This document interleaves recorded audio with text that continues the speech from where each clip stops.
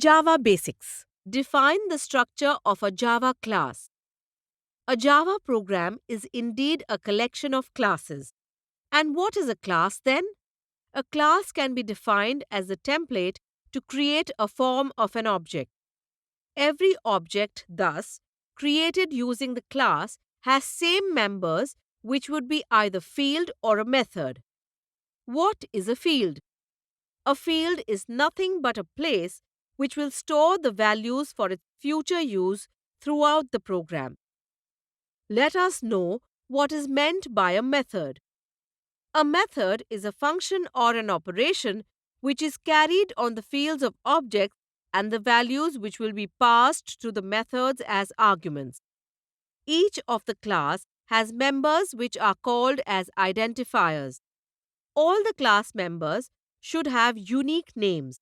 It is also necessary that you should also conform to the syntax while naming all the members of the class.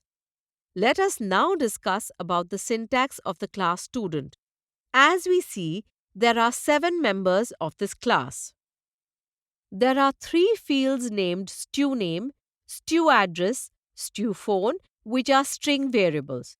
This is followed by a constructor called student, which tells us how these fields named above are going to get initialized once the object of the class student is constructed.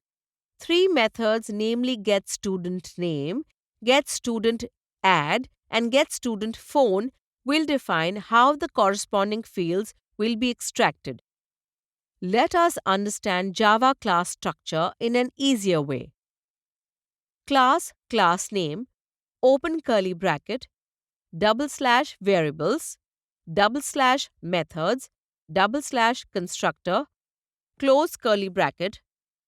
Example, / class declaration, public class test, open curly bracket, / class method, public void myAge, open bracket, close bracket, open curly bracket, / class variables, integer age is equal to 0, age is equal to age plus 14, semicolon, system.out.println, open bracket, open inverted commas, my age is, colon, close inverted commas, plus age, close bracket, semicolon, close curly bracket, public static void main, open bracket, string arguments, open close square bracket, close bracket, open curly bracket, / new object creation for class test,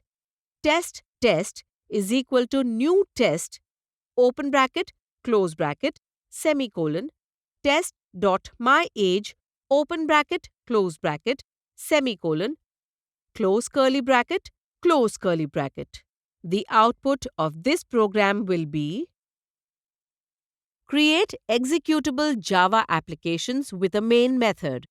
Even if one is using the IDE for writing and executing Java code, one should know the basic knowledge of how the program works. You may be wondering whether which Java class will be executed at the very beginning by the Java virtual machine. So, what does this executable Java class mean? That is when executable Java class comes into the picture. This is a class. When handed over to the Java virtual machine, it starts executing the developed code at a particular stage in the class, which is main method. That means JVM starts executing the code which is defined in the main method. Main method is called as the entry point of executable code. So, how to create main method? For the creation of an executable Java application, you have to first create a class which has a method whose name and method arguments match the main method. Let us check how with an example. Public class hello class, open curly bracket, public static void main, open bracket, string arguments, open close square brackets, close bracket, open curly bracket, system.out.println, open bracket, open inverted commas, hi, comma, there, exclamation mark, close inverted commas, close bracket, semicolon, close curly bracket, close curly bracket. So, what is the syntax to be followed in order to write the main method? The main method should be marked as public one. It should be declared as static. Always mention the name of the method as main. The main method does not return any value and hence return type is void. The method has a method argument as string arguments, open close square brackets, as it should accept a variable argument of string type. How to write a correct main method? You can also pass the method parameter as a variable argument of type string. For example, public static void main, open bracket, string, string name, arguments, close bracket. You need not necessarily name the string array which is passed on to the main method as arguments. You can also alternatively write public static void main, open bracket, string, open close square brackets, arguments, close bracket, public static void main, open bracket, string, open close square bracket, hello world, close bracket. You need to take the open close square bracket for defining an array, and then it could be followed by the variable name or the type of the variable.